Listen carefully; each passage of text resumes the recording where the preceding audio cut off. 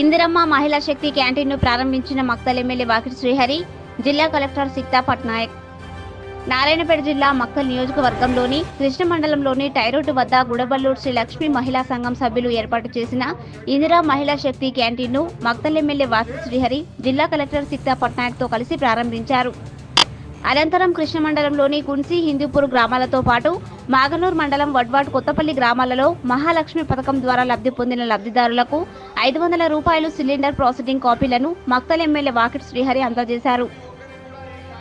ఈ సందర్భంగా ఎమ్మెల్యే వాకిటి శ్రీహరి మాట్లాడుతూ, నారాయణపేట జిల్లాలో మొట్టమొదటిసారిగా కృష్ణ మండలంలోని టైరోడ్డు వద్ద ప్రారంభించామని, రాష్ట్రంలో ప్రారంభించిన మిగతా ఇందిరమ్మ మహిళా శక్తి క్యాంటీన్లకు ఈ క్యాంటీన్ ఒక రోల్ మోడల్ గా నిలవాలని, మహాలక్ష్మి పథకం ఎన్నికల్లో ఇచ్చిన హామీ ప్రకారం తెలంగాణ ప్రభుత్వం అభయహస్తం కార్యక్రమం ద్వారా కేవలం 500 రూపాయలకే ఎల్పీజీ సిలిండర్ను అందించాలనే లక్ష్యంతో మహాలక్ష్మి పథకాన్ని అమలు చేస్తోందన్నారు.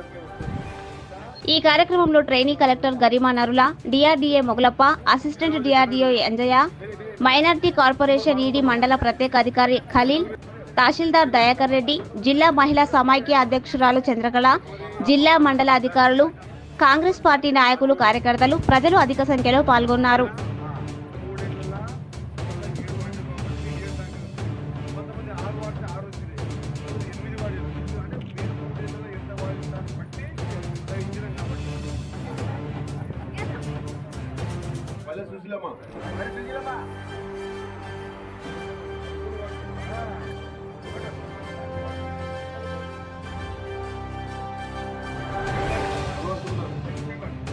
పేదలు పేదల మందిని గుర్తుపట్టే ప్రభుత్వం కావాలా.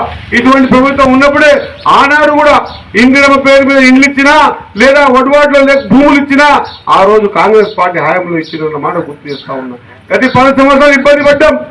10 సంవత్సరాలు ఒక ఇల్లు కట్టించే పరిస్థితి లేదు. వడ్వాటేది మక్తల్ని ఒక ఇల్లు కట్టలేదు. కానీ ఈసారి చెప్తా ఉన్నా, ఖచ్చితంగా వడ్వాట్లో కూడా బరకాలు కప్పుకునే ఇండ్లు కానీ, పెంకులున్న ఇండ్లు కానీ, ఇక్కడ స్థానిక నాయకత్వం ఏదైతే ప్రపోజ్ చేస్తే ఆ ప్రపోజ్ చేసిన నాయకత్వం లిస్టునే ఎంఆర్ఓకు ఎంపీడీకి పంపిస్తాం. దీంట్లో ఎవరికి కూడా మొక్కలు చూసి పట్టుబట్టలే. కాబట్టి మీ అవసరాలు తీర్చేందుకు, మీ అవసరాలను గుర్తించి ఆ పరిష్కారం చేసే దిశగా ముందుకు పోతా ఉన్నాం. కాబట్టి మీరేసిన ఓటు ఎక్కడ వృధా కాలే.